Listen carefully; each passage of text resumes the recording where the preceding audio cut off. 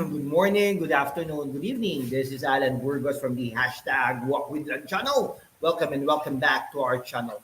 Guys, if you are not yet subscribed to our channel, please do it so now so that you can be a part of this growing family. Officially, we are now 9,317 subscribers. Thank you so much, guys. God bless you all. Mahal na mahal ko po kayo. I love you all. At malapit na po tayo no, sa 10,000 subscribers milestone. Maraming salamat po. At sana po ay maatim natin yan sa November or end of December or end of the year.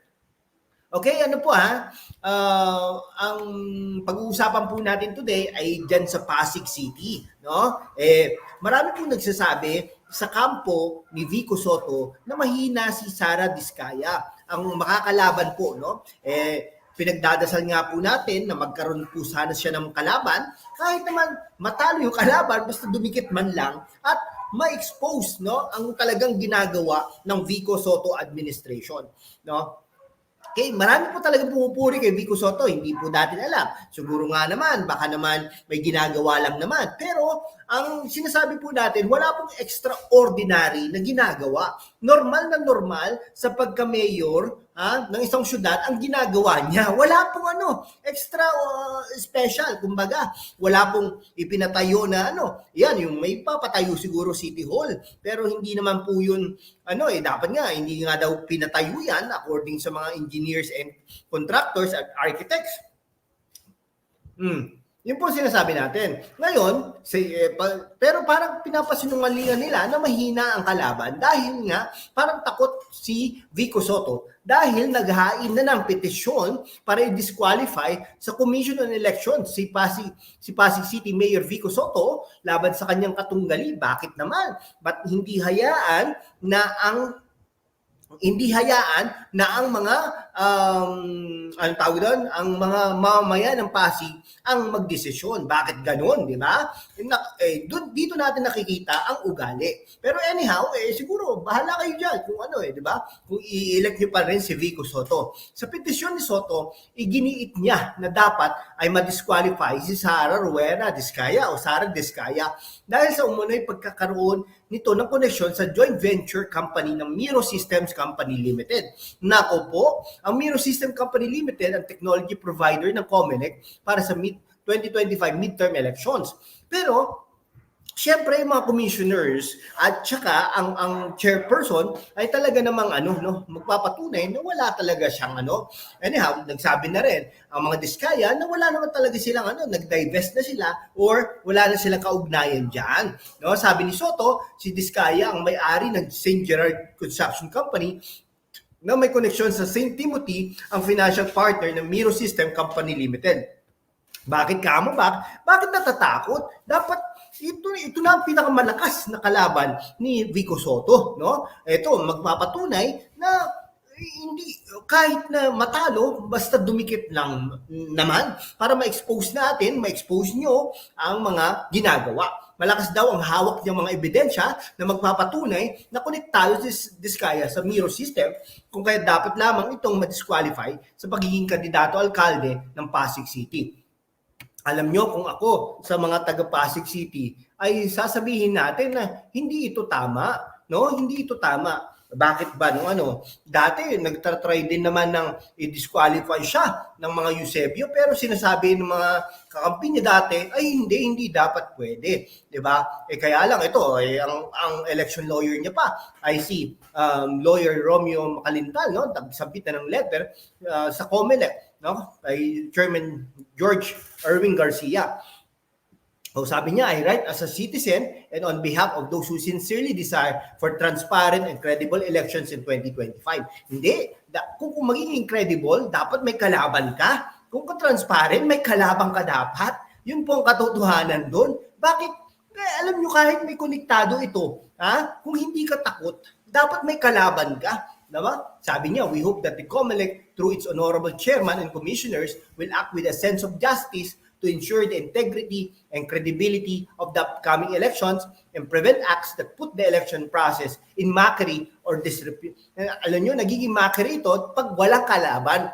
So dapat may kalaban ka. No, bakit mo na si Diskaya ay madi-disqualify, di ba? Eh, nako, kung talagang malakas ka, Mayor Vico Soto, hahayaan mo ang taong bayan ang magdesisyon at hindi lang ang pag-disqualify. Tingnan mo kung wala kang kalaban, mas lalo ko questionin ang iyong panalo. Di ba? O ba, nanalo ka nung walang kalaban. Ito, mas maganda. Ha? Mas maganda kung bilyon-bilyon ba ang iano ng Diskaya, okay lang, 'di ba? Kung mananalo ka naman. Pero hindi, parang hindi ka yata confident na mananalo ka. Okay, 'di ba? Ganun 'yon. Dapat gumising na rin ang taong bayan ng Pasig, no? Huwag tayong masyadong fanatic. Huwag tayong masyadong fanatic sa isang mayor, no? Ang anuhin lang natin, hindi ko naman sinasabing walang ginawa. May mga ginawa din naman si Mayor Vico Soto, no? Kaya lang sinasabi lang natin extraordinary, hindi ordinary, ordinaryo lang, hindi extraordinary ang mga ginagawa, no? Pero siguro nagtitipid para sa City Hall at saka mga iba't iba pang mga parte, no, ng kanyang panunungkulan. Pero ang sinasabi po natin, dapat may kalaban si Mayor Vico Soto, 'di ba? Ito ang chance na ng Pasig City na pumili, no? Pumili kasi yung nakaraan, ang kalaban niya ay yung vice mayor niya dati, no? Si Iyo Caruncho, no? Yan, medyo tinambakan niya 'yon, pero ito sana wag tambakan, makadikit man lang para masabi natin hindi ganoon kalakas si Vico Soto. Pero hindi ko naman sinasabi na mananalo, hindi ko naman sinasabing matatalo, no? Baka manalo pa ito dahil sa totoo lang, hindi pa naman gising ang Pasig, no? Gising na ba ang Pasig? Kung gising na ang Pasig, dapat nakikita nila, open na open sila.